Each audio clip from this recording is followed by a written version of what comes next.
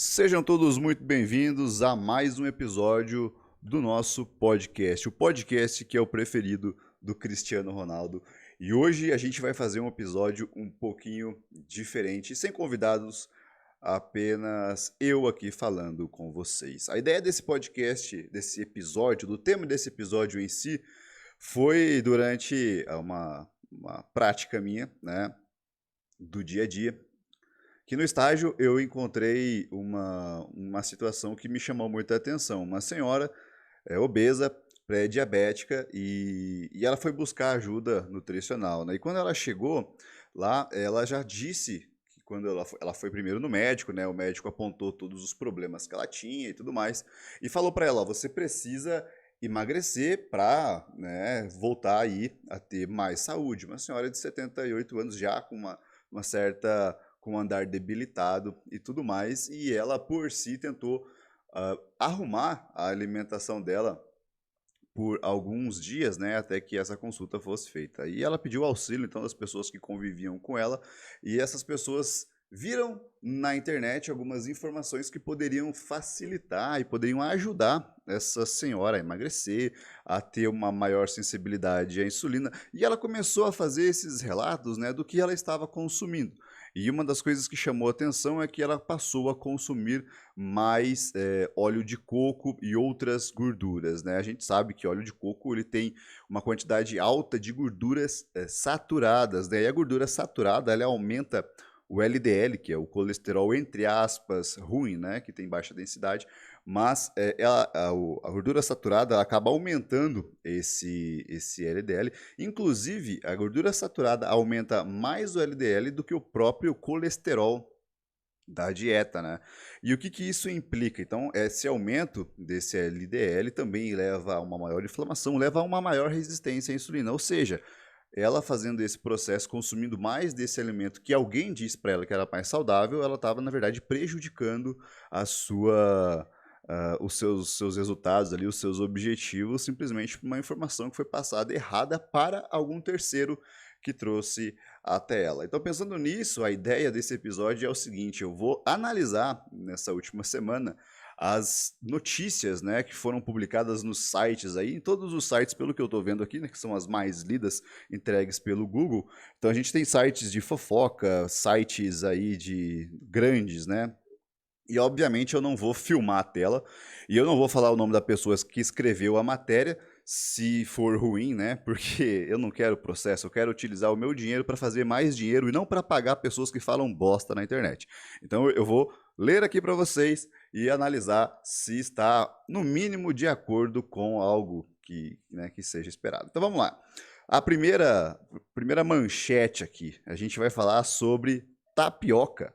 Olha como que tá o título. Engorda? É saudável? Tudo que não te contaram sobre a tapioca. Aí ela faz um texto aqui. Não sei quem é a autora, possivelmente é uma nutricionista, né? E ela começa a falar algumas coisas interessantes da tapioca e que todo mundo já sabe. Que ela tem uma quantidade alta de carboidratos e tem um pouco de fibra, realmente, né? Só que ela comete um erro aqui, um equívoco, falando que é melhor excluir a tapioca, porque a tapioca, uma quantidade pequena, já equivale a 4 fatias de pão ou 2 pães franceses, quando na verdade a gente sabe que é um tipo de alimento que pode ser incluído sim em alguns protocolos, né, que inclusive pode facilitar o consumo de mais carboidratos por pessoas que possuem a necessidade de aumentar esse consumo. Mas ela deu aqui uma sugestão bacana, que é a inclusão do cuscuz, né? Aqui na região sul, não é muito comum as pessoas fazerem o consumo do cuscuz, né? Eu, quando viajo para o Nordeste, uma das coisas que eu mais gosto é poder tomar café da manhã lá e comer um cuscuz com ovo, comer uma macaxeira com carne seca, é uma das coisas que eu mais gosto de quando eu vou viajar para o Nordeste. E aqui no Sul a gente não tem isso. Então, realmente o cuscuz, para a galera que é do Norte e Nordeste que consome mais esse alimento, é super indicado sim, é um alimento saudável que pode ser incluído sem problema nenhum na dieta e em qualquer um dos horários, tanto no café da manhã, no almoço e inclusive no pré-treino, né? Ele tem uma qualidade nutricional, falando de micronutrientes, de fibras também, maior do que a tapioca, né? Porque a tapioca ela é somente a fécula, né? Então é só carboidrato que tem ali. Mas não é um alimento ruim. Aqui não, essa reportagem ela não está tendenciosa, ela falou bem ali, né? Mas ela tem um leve apelo low carb, mas tudo bem. A próxima reportagem aqui, a próxima manchete das mais lidas nessa semana, fala da Adele, né? A Adele recusou um acordo de 44 milhões de euros para promover uma dieta.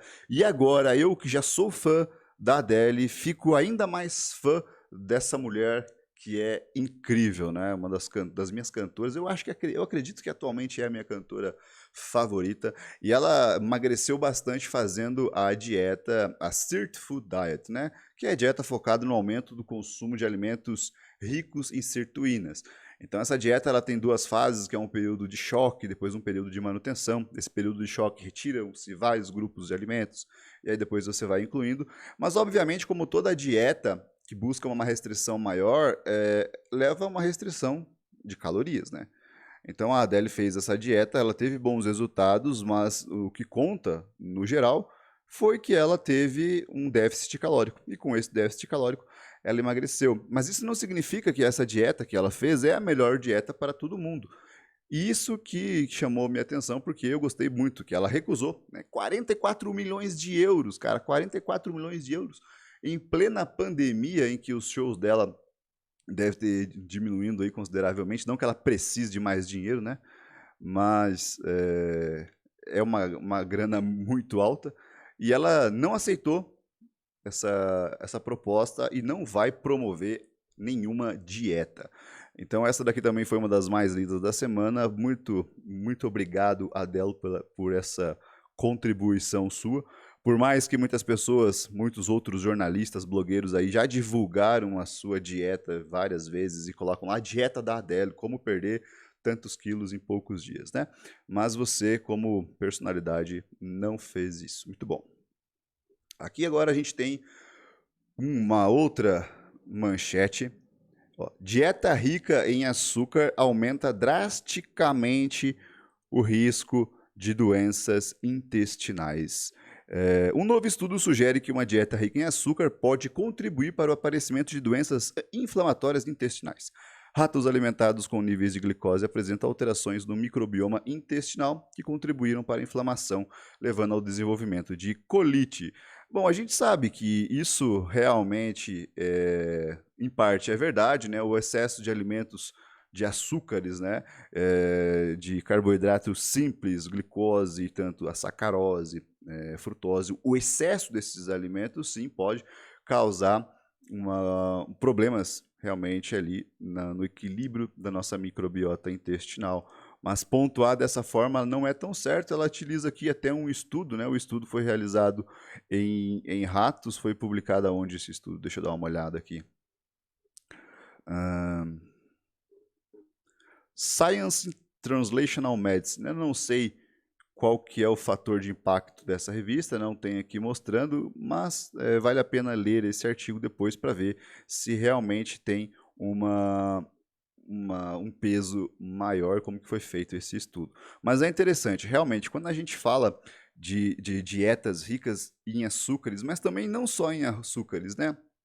Dietas ricas em gorduras, né? Gorduras saturadas, gorduras trans, dietas ricas em gorduras, açúcares e sódio. Normalmente essa é a grande bomba, né? O pilar aí, os três pilares de qualquer problema que a gente possa falar de metabolismo, né? O excesso do consumo de alimentos que possuem esses três componentes aí, normalmente sim vai gerar problemas tanto intestinais, de inflamação. Que essa inflamação ela acaba sendo resultado, né, da proliferação de alguns grupos de bactérias, de alguns biomas de bactérias lá do nosso intestino. E quando você alimenta as bactérias benéficas do seu intestino, lá no cólon, né, porque é interessante, o que acontece?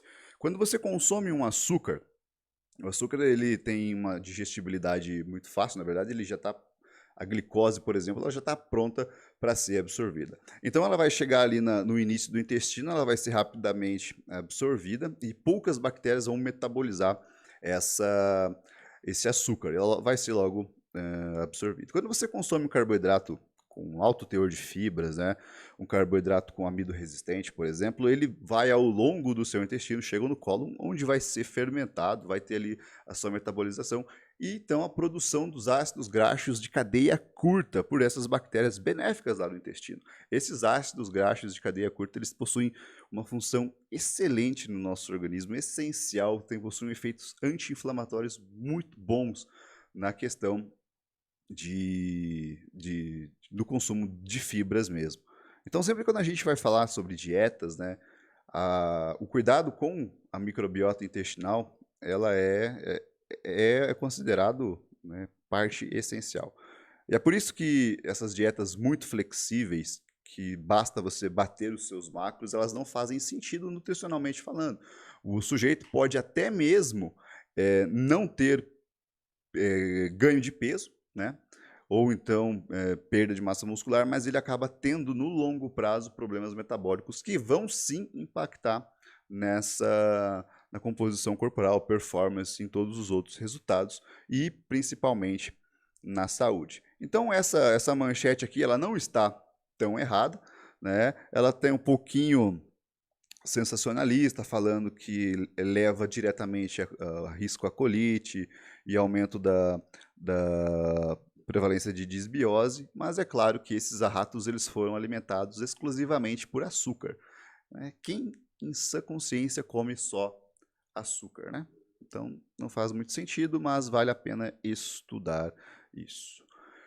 A próxima manchete que a gente tem aqui, os maiores erros de quem não consegue emagrecer. Essa aqui é uma coisa interessante.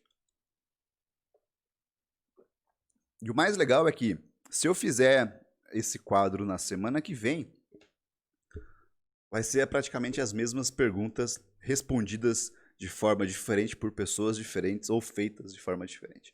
Mas vamos lá. Maiores erros de quem não consegue emagrecer. Eu já falei diversas vezes de todos os erros que a gente já comete aí durante o processo de emagrecimento. O maior de todos é questão comportamental. Então você pode ver no meu Instagram que tem vários posts a respeito disso. O maior erro é comportamental, é problema com disciplina. Mas há outras coisas que também impactam diretamente, que é a falta de conhecimento. Como eu citei no início do podcast, aquela senhora que estava consumindo o óleo de coco em excesso, achando que estava melhorando a sua saúde, quando na verdade estava piorando o seu quadro, ela não sabia, né? Ela tinha uma informação errada. Excesso de informação nunca é bom, tá? Excesso de informação não cria conhecimento. Isso que a gente tem que ter uma noção. Fica até um conselho para os estudantes de nutrição, os estudantes da área da saúde, inclusive os já formados, que quando você busca uma informação, né, tenta focar em poucas fontes e nas fontes confiáveis. Quando você começa a abrir muito o seu leque, você acaba sempre tendo mais e mais dúvidas a respeito de um determinado assunto e nunca aprende sobre ele. Sempre vai ficar para trás. Então aqui, quais são os maiores erros que as pessoas cometem? Não sei quem que é o autor, não vou falar também, né? Então, treino prazeroso, né? Tão interessante, a pessoa tem que fazer um treino mais prazeroso, legal, isso é uma realidade. O exercício físico é fundamental para emagrecimento. A gente sabe que você consegue emagrecer somente fazendo dieta. Mas se você quer uma perda de peso com qualidade, né, um emagrecimento real com qualidade, mantendo a massa muscular, se mantendo funcional, saudável, com um bom estilo de uma qualidade de vida muito boa, você precisa fazer uma atividade física, sim, o que vai acelerar também esse processo. Um pouco, mas também acelera. Então aqui, a busca de um treino que seja mais prazeroso. As pessoas não buscam treino que sejam prazerosos e por isso é considerado um erro. Né? Outra coisa é a monotonia, né? O cara fica lá fazendo o mesmo treino várias vezes por semana, por dia. Às vezes o cara não procura um profissional, vai lá na academia, tem aquele cara que está chapado lá num canto, o instrutor que está com má vontade, cria um treino igual para todo mundo. E isso pode ser um problema também. Às vezes o cara falta investimento em alguém para ajudar ele nesse processo de criar uns exercícios que sejam mais dinâmicos e mais prazerosos. Né? Então vamos aqui aos erros comuns que essa manchete, essa matéria aqui aponta. Focar apenas primeiro erro, né? Focar apenas na perda de peso. Perda de peso não é emagrecimento. Emagrecer significa perda de gordura, enquanto perder peso envolve também perda de massa muscular, né? É, tá certo, né? Na verdade, é isso mesmo, né? Quando a gente vai falar em emagrecimento, a gente está falando em perda de gordura. Quando você perde peso, é uma consequência do tecido adiposo que você está perdendo. Mas você pode emagrecer mantendo o seu peso. Se você está começando a fazer um exercício de hipertrofia, lá, musculação, por exemplo, que você começa a dar estímulos para a sua musculatura hipertrofiar, você começa a ter um aumento dessa massa muscular e também uma perda de gordura nesse mesmo tempo aí. Tanto que as pessoas que mais possuem facilidade de ganhar massa muscular e perder gordura são os sedentários, né? O cara que é sedentário, ele começa a fazer então o seu treino e fazer uma dieta, ele tem maiores chances de perder gordura e ganhar massa muscular. Também acontece isso com obesos, né? Por mais que o obeso não seja sedentário, mas também acontece isso com o obeso. Lembrando que 1 é sempre maior que 0, obviamente. Então 0, o cara está na inércia não fazendo nada. Se ele está fazendo 1, já está fazendo alguma coisa e isso já vai dar resultado.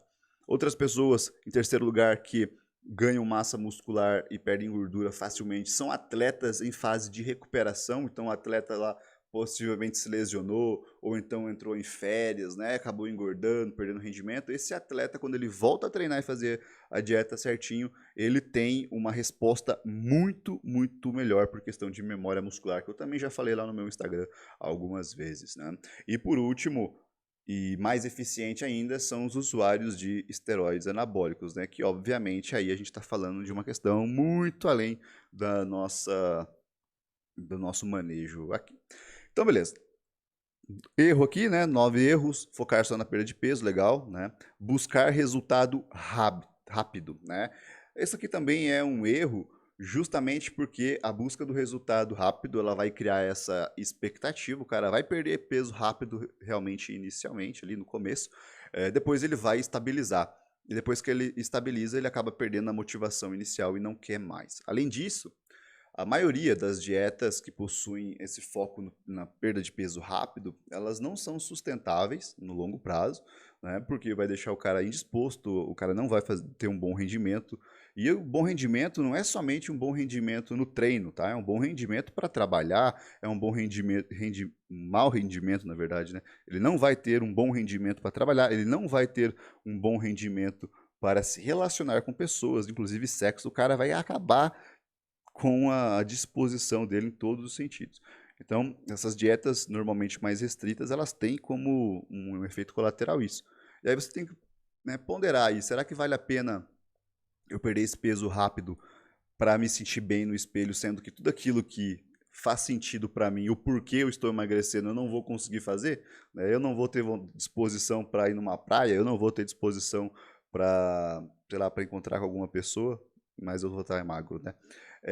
Mas a gente precisa entender que existem, sim, algumas dietas, né, alguns protocolos que podem fazer com que as pessoas percam peso de maneira mais rápida, mas ainda se mantenham saudáveis. Isso é muito comum em obesos, né? O cara que está muito obeso, dietas ali de 1.000 calorias não é algo difícil de se encontrar por aí e não são dietas ruins, tá? Quando você vê um cara com risco eminente, ele pode incluir uma dieta baixíssima em calorias, visando ali salvar, né, a vida dele ou diminuir os problemas maiores que ele está tendo naquele período ali.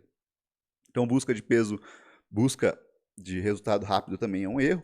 Não ter uma rotina de treino excelente é um erro muito grave mesmo. A pessoa vai lá, treina 2 vezes por semana ou 3 vezes por semana, treina quando dá. E esse daqui é um dos maiores problemas que existe aí, um dos maiores lacunas. Por quê? Porque a pessoa vai fazer o treino se der tempo. E isso é completamente errado, né? Você tem que entender que o treino, ele faz parte já da sua rotina, tá? Hoje, depois do trabalho, 6 horas, o que você vai fazer? Eu treino, depois do treino, aí sim a gente tem um horário livre. Não é, depois do trabalho eu vou ver se eu vou treinar ou não. Tá errado, cara. Você tem que inserir isso na sua rotina realmente, tá? Fazer exercício sem acompanhamento profissional. Sim, eu comentei já antes, né? Então o cara vai lá, às vezes não tem um acompanhamento profissional, vai deixar um treino monótono, vai deixar um treino que não é eficiente para ele. Então, já tinha falado sobre isso, legal? Focar demais no exercício aeróbio, isso é uma coisa muito interessante. Eu gostei dessa matéria aqui, eu vou ver até depois de quem que escreveu essa matéria, ficou legal. Focar demais no exercício aeróbico, ele acaba trazendo algumas compensações e punições. O cara que treina muito aeróbio, ele tende a errar mais na dieta, porque ele compensa, né? Tá, eu vou comer aqui essa pizza e amanhã eu vou fazer uma corrida logo pela manhã.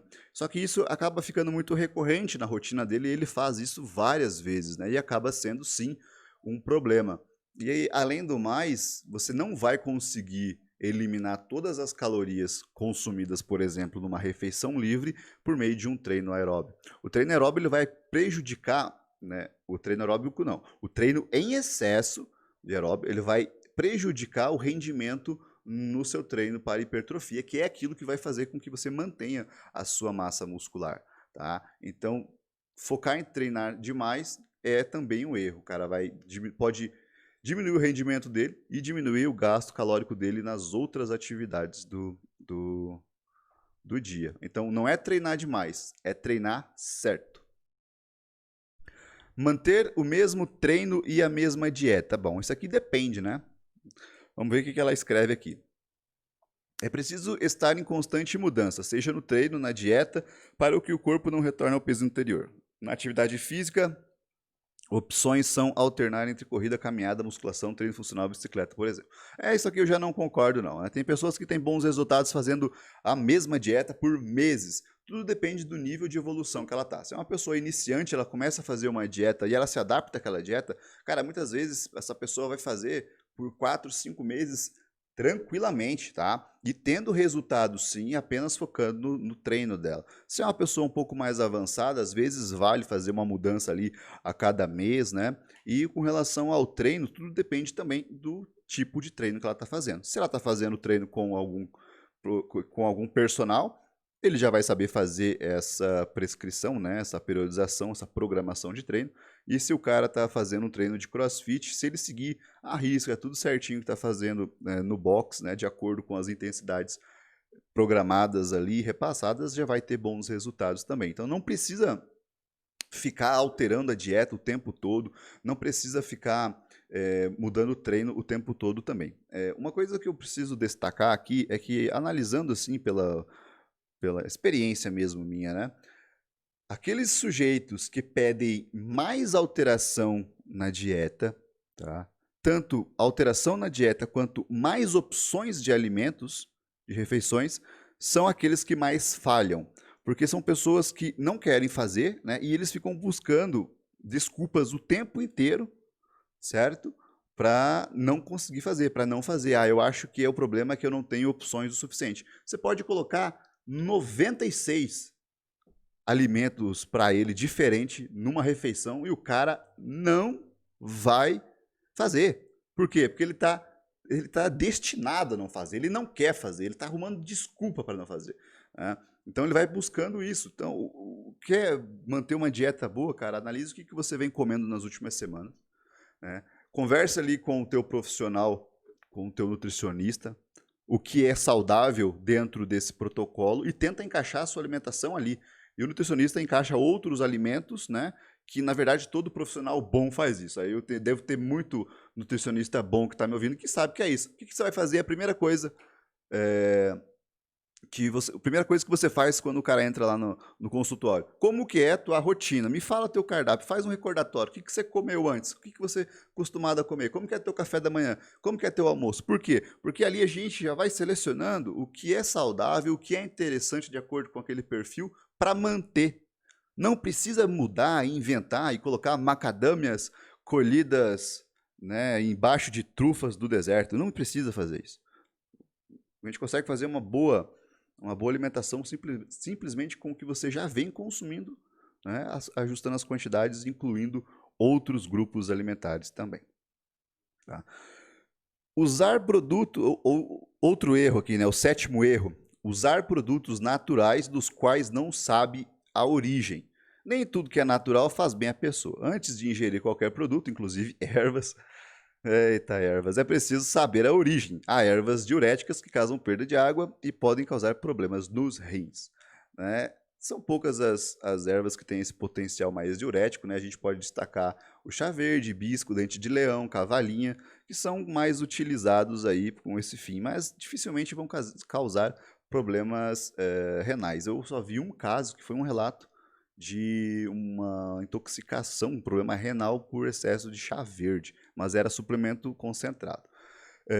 Sobre ela falar aqui dos produtos naturais, né? Obviamente, né? Claro, não é porque é natural que é uma erva que é totalmente saudável, né? Existem ervas que são saudáveis, existem ervas psicóticas, existem ervas que não fazem tão bem. Um exemplo clássico é a própria ioimbina, né? Mas a ioimbina, ela sendo uma erva, ela não é utilizada como erva, né? Ela tem ali a sua...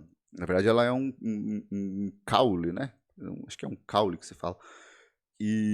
Mas ela não é utilizada nessa forma herbal. Ela precisa estar refinada e ligada ao HCl, né? Então é ioimbina HCl, porque traz... a ioimbina puramente, né, a erva, ela traz algumas outras substâncias que podem ser um pouco tóxicas. Mas além disso, a gente tem a marruan que tem efedra, né? A efedra que é precursora da efedrina, que também é uma substância utilizada como termogênico, né? A grande questão por detrás aí da marruang e também de todas as outras ervas é que a concentração da substância que nos interessa depende muito do solo, do clima e de onde foi produzido. Por exemplo, na marruang, nós estamos buscando a efedra, né? Eu acredito que, se eu não me engano, são 3 tipos de efedra que existem nessa marruang, e a que tem o efeito mais termogênico é apenas uma delas, que na verdade é o efeito broncodilatador da efedrina, que é um medicamento, né? E a marruang, a quantidade que se possui de efedra, ela varia demais. Então há estudos mostrando 3%, enquanto outros mostram 30%. Então não há uma quantidade exata do quanto que tenha de efedra nessa substância. E lembrando que você está buscando uma coisa, né, só que uma erva aí, ela pode trazer outras demais substâncias que podem prejudicar. Vamos lá, 8º erro aqui, apresentado pela essa matéria. Se for boa, eu vou divulgar o lugar, tá? Se continuar boa assim. Buscar dietas em redes sociais ou em materiais não científicos. Muito bom. Não se deve procurar dietas em redes sociais e em páginas da internet. É preciso buscar um profissional capacitado para o tratamento correto. Muito bom, gostei bastante. Óbvio, isso já falei diversas vezes, não precisa repetir. Não existe protocolo pronto. Ontem mesmo eu fiz uma gravação com um grande amigo Cassiano Diniz, em que nós falamos que não existe dieta para CrossFit. Existe dieta para o praticante de CrossFit com todas as suas individualidades, né? Comer rápido e comer tarde da noite. Vamos lá, então comer rápido. Quando se come rápido, a pessoa não tem saciedade e fica propensa a cometer exageros. Comer tarde da noite pode causar sobrepeso. Geralmente quem come tarde ingere alimentos gordurosos e ricos em carboidratos. Legal, vamos fazer um adendo aqui. Vamos fazer um adendo aqui que é interessante. Primeiro, comer rápido, beleza, tá certo. Agora, o comer tarde da noite. Essa associação ela foi feita com um estudo, tá? Comer tarde da noite, porque geralmente quem come tarde da noite ingere alimentos ricos em gorduras e em carboidratos. Isso é um ponto importante, tá? Quer dizer que se você come a sua dieta, você tem lá a sua dieta toda estruturada durante o dia e você não consegue comer, né, sei lá, 6, 7 horas da noite, deixa para comer às 10, por exemplo, mas faz a mesma refeição, certo? O impacto não vai ser tão grande. Mesmo que hajam estudos mostrando que comer a mesma coisa à noite e comer ela pela manhã há impactos, questão de metabolismo, e isso é óbvio pela questão do ciclo circadiano, né? Nós acordamos pela manhã e o nosso corpo está ali preparado, enfim, para desenvolver a atividade. Mas isso não significa que se você comer carboidrato à noite você vai engordar, não significa que você vai comer gordura à noite e você vai engordar. Isso quer dizer que quem deixa para comer tarde da noite geralmente opta por alimentos mais calóricos, tá?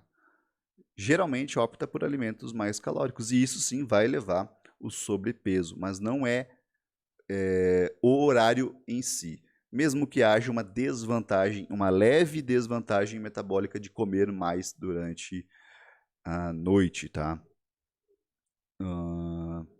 É isso aí. Quem escreveu essa matéria, que é legal, foi Ana Carolina Favalesa, né? Como não tem críticas, só elogios, eu não sei quem é ela, mas aí, Ana Carolina Favalesa, gostei da tua matéria aqui nesse jornal. Vamos passar para a próxima, que eu já estou falando demais aqui. Esse jornal aqui parece um tabloide de tanta propaganda que tem, horrível. Mas vamos lá, só vou ler o título que já é suficiente. Entender déficit calórico é a chave para emagrecer e perder gordura. Pronto, é isso. Essa é a manchete e não precisa falar mais nada, né? Nem vou ler nada. Entre as infinitas possibilidades e estratégias alimentares, o caminho é um só, independente da dieta que faça. A restrição calórica. Tá certo isso, né? Vamos lá. Próximo. 6 maneiras de avaliar o progresso do emagrecimento. Eu já fiz um vídeo falando sobre o progresso de emagrecimento, né? Porque muitas vezes a gente fica ali focado na perda de peso. Balança. Tem gente que é fissurada na balança, não consegue abandonar a balança. Mas há outros fatores que a gente precisa analisar que são muito mais importantes do que simplesmente a balança, porque é muito comum você ter uma oscilação de peso, tá, de 2 quilos, né? Mulheres, inclusive, podem sofrer uma oscilação ainda maior, dependendo do período menstrual ali, né, do ciclo menstrual, mas há uma alteração de peso de 2 quilos em média que é normal para todas as pessoas, tanto para mais quanto para menos. Isso é oscilação de água e também coisas que envolvem o volume fecal, ou seja, as fezes que estão no seu intestino, que possivelmente você pode, sei lá, ter tido uma previsão de ventre em um dia, não ter ido no banheiro normalmente. Isso pesa, cara. Cocô pesa. Você vai lá fazer um cocô, tem meio quilo, dependendo da pessoa que vai fazer, né? Dependendo do quanto que ela come. Água, né? O cara vai tomar água, ele vai lá, treina, faz um treino, tem um gasto energético alto, um treino mais intenso, ao acúmulo maior, uma retenção de glicogênio muscular ali, vai haver também a retenção de sódio, né? E o cara vai acumular um pouco mais de água, isso vai trazer mais peso para ele. É por isso que quando você treina muito pesado num dia e no outro dia você acorda, né, no meio da tarde, você está se sentindo inchado. Há uma certa inflamação e uma certa retenção que é normal, cara. Então não vamos observar só o peso. Vou ver o que essa matéria está falando e aí eu dou a minha posição. 6 erros, então, né? Avaliar somente o peso, tá errado, tá certo? Tá certo que tá errado, né? Avaliar o processo de emagrecimento pelo IMC. Cara, isso aqui é uma maneira muito horrível, na verdade. O IMC é coisa que a gente analisa a população geral, né? Você não analisa uma pessoa mais pelo IMC. Se você pega o meu IMC hoje é sobrepeso. Se você pega um atleta um pouco maior, o IMC dele é de obeso. Então, o IMC é uma péssima maneira de você analisar o seu desenvolvimento, aí, o seu progresso no emagrecimento, se você é um cara mais ativo. Bioimpedância. Analisar o emagrecimento por meio da bioimpedância. Eu não gosto da maioria das máquinas de bioimpedância, né? A maioria dá errado, é um chute lá, o cara dá um valor lá que nem sabe o que é. A maioria das máquinas são assim, né? As maiorias dessas balanças de bioimpedância. As boas, realmente, elas custam mais caro e tem todo um protocolo para se fazer para que haja ali uma eliminação de água, o cara tem que fazer em jejum, sem tomar água, enfim, tem todo um protocolo que muita gente não faz. Não faz esse protocolo, então eu não recomendo fazer a avaliação por bioimpedância, a não ser que você tenha realmente uma clínica boa para fazer isso, que siga o protocolo.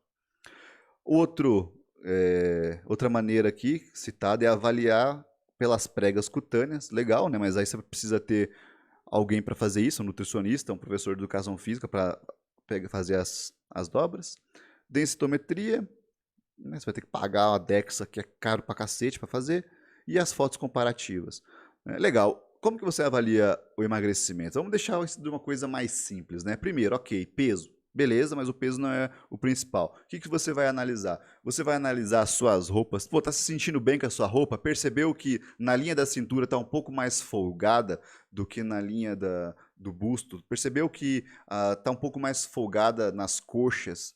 Percebeu que a roupa tá caindo um pouco melhor? A roupa antiga tá caindo melhor? Legal. Peso, pô, o peso tá o mesmo, mas a roupa tá legal? Beleza, a gente já tem um indicativo positivo. Foto, vamos comparar uma foto de agora e de 15 dias antes, vamos ver como é que tá essa evolução. Olha só, o peso tá o mesmo, mas aqui você já percebe que eu tô com um pouquinho menos de culote, você já percebe que aqui a barriga ela já não tá fazendo aquela voltinha, excelente, tá emagrecendo. Outra maneira, disposição. Você está se sentindo disposta para treinar? Você está se sentindo disposta para fazer as atividades do dia a dia? Excelente. Isso também é um indicativo que está evoluindo. Tá? Então, não é somente o peso na balança que importa. É só um parâmetro que a gente vai analisar. Mas você consegue fazer isso em casa. Olha ali a sua disposição, as suas roupas, analisa também as fotos comparativas. E por que é importante a gente ter fotos comparativas? Você que está ouvindo aí, tenha fotos, né, de todo o seu processo, porque nós somos viciados na nossa percepção. Você não percebe a sua evolução, tá? Você acaba percebendo de uma hora para outra quando tem um choque, assim, né? Mas você não percebe no dia a dia a sua evolução, assim como você talvez não repare as pessoas que convivam com você. Né? A pessoa está até emagrecendo, só que como você está o tempo todo junto, você acaba não percebendo. A única forma de você fazer isso é, por meio dessas fotos. Né? É engraçado que quando acontece, a pessoa fica lá, por exemplo, um mês sem ver o outro, né? Daí vai lá, emagrece ou ganha massa muscular, ou tem uma mudança estética. E aí a pessoa que não te vê há muito tempo fala, nossa, como você está diferente, você emagreceu bastante, né? E já aqueles que estão conosco o dia inteiro não percebem. Né? Então é isso, né? Fotos comparativas, disposição e roupas, além do peso, né? São maneiras aí de avaliar o processo em casa mesmo, sem precisar gastar muito. Vamos lá. Truques para que se sinta mais saciado durante uma dieta de emagrecimento. Aposte nas maçãs. Crocantes, suculentas de baixa caloria. Cara, se você comer uma maçã, você vai ter fome pra cacete. Não faz sentido nenhum aqui você colocar para ter mais saciedade. Come uma maçã no meio da tarde para você ver. Você vai ficar com fome em 45 minutos depois, você já vai estar querendo comer o mundo. Né? Então não faz sentido nenhum aqui. Coma alguns frutos secos. Fibra, proteína, gordura saudável. Cara, também não faz sentido. Por quê? Porque frutos secos, né? Vamos colocar aí castanha, amêndoa, enfim, né? Colocamos uma leguminosa também, que é o amendoim. São alimentos que têm uma densidade calórica muito alta. São alimentos que em pouca coisa, em 30 gramas, você já consegue mais aí de 150 calorias, dependendo do tipo desses frutos secos. Então não compensa, não faz sentido isso. Comer só esses frutos secos, né, isolados. Vamos ver. Aposte nos frutos secos, faz sentido nenhum.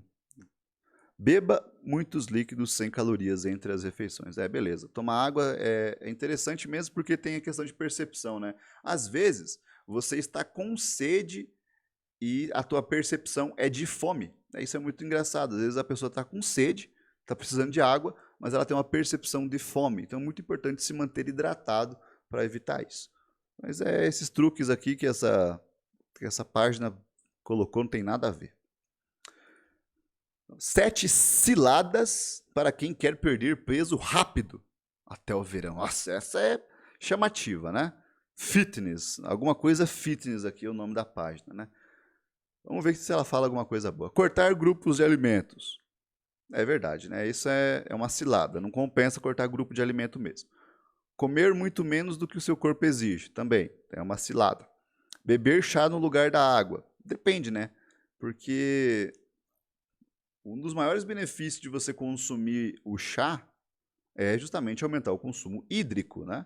Porque o consumo de água, a água está presente além da água em si, mas ela está presente em frutas, vegetais e também nos chás, né? E uma das coisas interessantes é que quando você coloca chás com o intuito de ser diurético, Na verdade, um dos maiores objetivos é você fazer com que a pessoa aumente o consumo de água, tomando esse chá, que quanto mais água você toma, mais água você elimina. Quarta cilada é aderir a dietas líquidas, obviamente, bom. Quinta cilada, pular refeições para comer menos, sim, também é uma cilada. Exagerar na atividade física, sim, já falei antes, né? Também é uma cilada. E tudo ou nada. O que é tudo ou nada? Ou você muda radicalmente. O tudo ou nada sempre vem aí no final do ano, né? Tudo ou nada seria as pessoas mudarem drasticamente os hábitos. O cara que era fumante, alcoólatra, agora quer ir correr 6 horas da manhã comendo batata doce e frango no almoço, fazendo jejum intermitente, que é óbvio que você não vai conseguir, né, cara? Então, essas mudanças radicais nunca funcionam.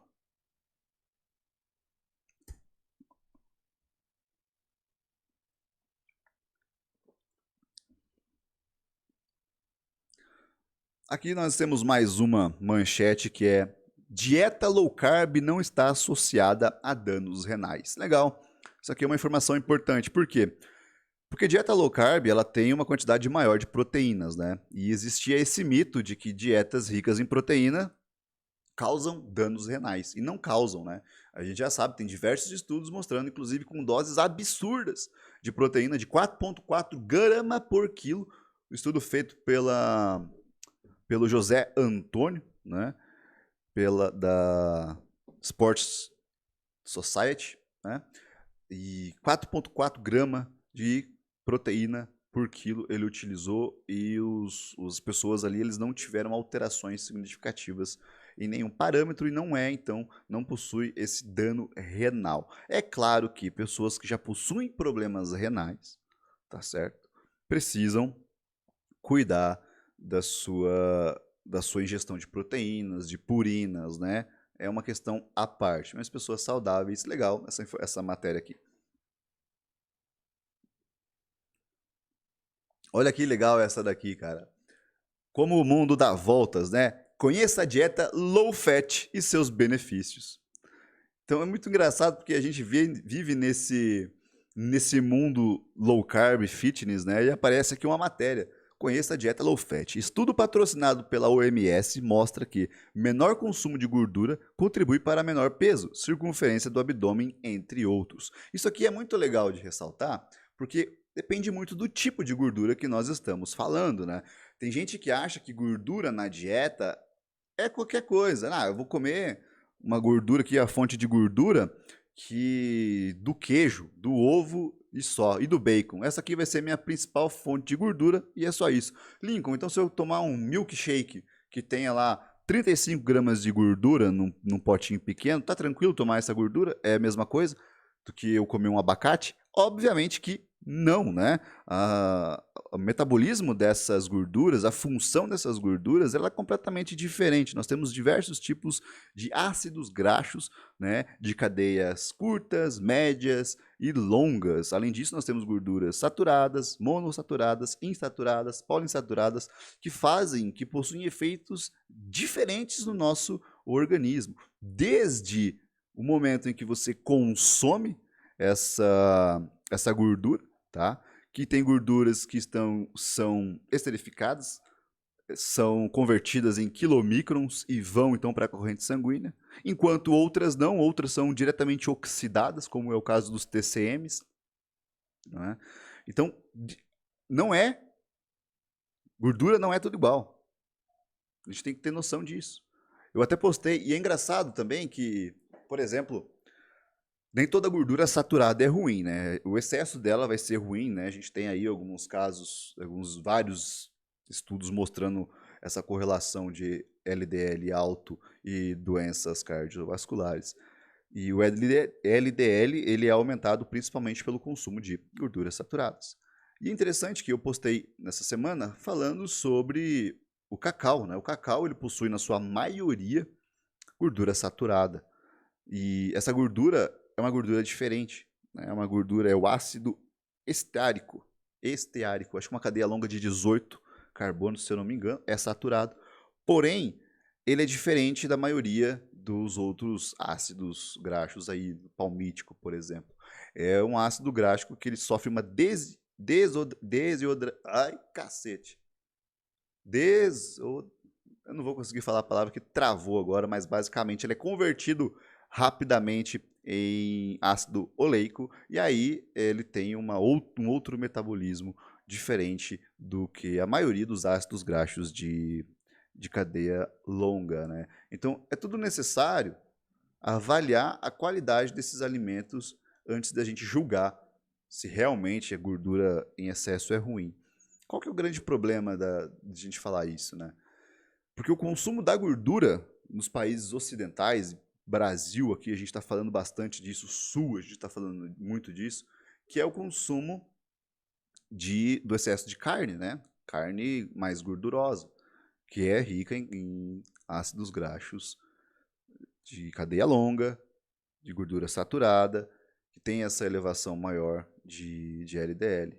Tá? Então a gente tem essas características. Por outro lado, há outros alimentos que é interessante a gente inserir na dieta, como por exemplo o abacate, certo?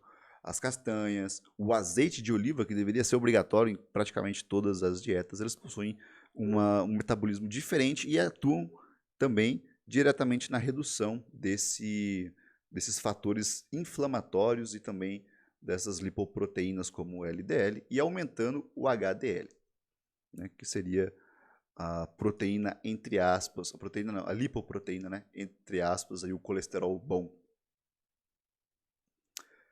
Olha essa aqui é uma notícia fantástica, essa daqui é bombástica, é a última, deixa eu ver se é a última. Não, não é a última, mas é a penúltima porque é bombástica. Juju Salimene emagrece 6 quilos com dieta e exercícios. Gosto, abre aspas, né? Gosto de ver os músculos marcados. Fecha as aspas. Eu também gosto, né? Mas não é assim que acontece. Juju Salimene perdeu 6 dos 7 quilos conquistados nos últimos meses. Gerou uma insatisfação pessoal. Gosto de ver os meus músculos marcados, barriga desenhada. E não tinha mais, comentou a Musa Fit. Nossa, que triste, né? Eu também não tenho. A boa parte do ano eu fico sem. Né? Poucos dias da semana eu arrumo a dieta e fico... Dia da semana não, meses do ano. Eu arrumo a dieta e fico com o corpo que me agrada mais. Mas o que me incomoda é que essa daqui é uma das notícias mais lidas. Inclusive eu estou fazendo uma de trouxa e estou lendo essa notícia aqui, contabilizando ainda mais o alcance dessa notícia, né? Então muita gente leu essa semana, o que é triste. E mais triste ainda é eu estar lendo isso, né? Contribuindo. E o que mais me deixa triste é conhecer de marketing digital. Porque como eu conheço de marketing digital, eu tenho certeza, né, que eu vou cair dentro do tráfego dessa bosta, desse tipo de notícia, né?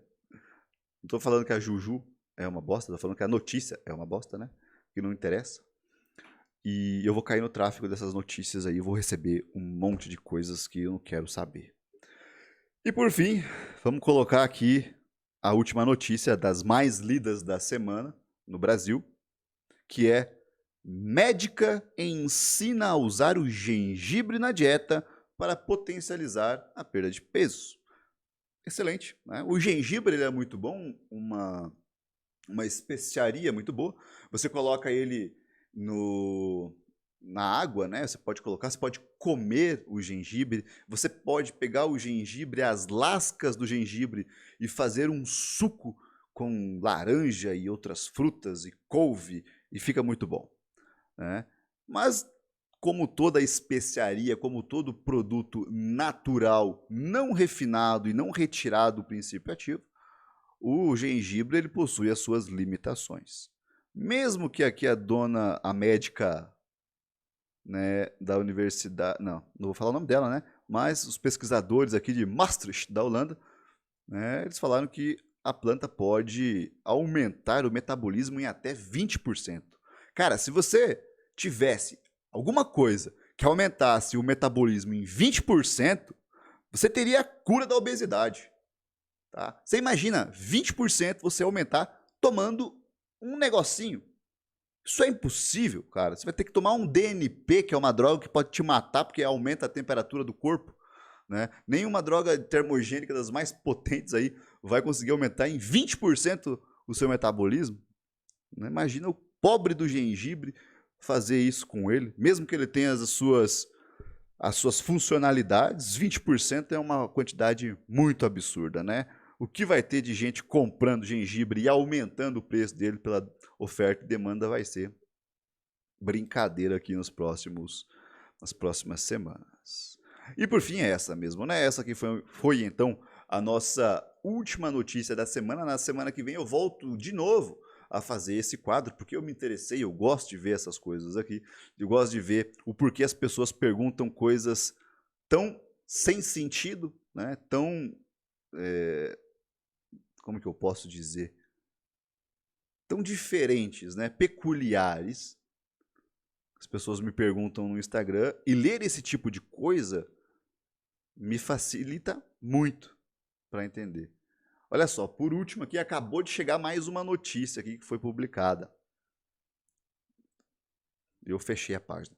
Mas a última notícia aqui que apareceu para mim foi Tony Ramos. Você viu a bosta que é, cara? Porque eu tava falando da Juju agora, que é dieta de celebridade, né? Tava falando dela, né? Que, legal, tá. Ela postou no Instagram dela, o jornal foi lá, pegou essa notícia e colocou no jornal deles lá. E aí eu acessei a notícia e deu 5 minutos. Não deu 5 minutos, né? Eu já recebi outra notícia agora falando do Tony Ramos.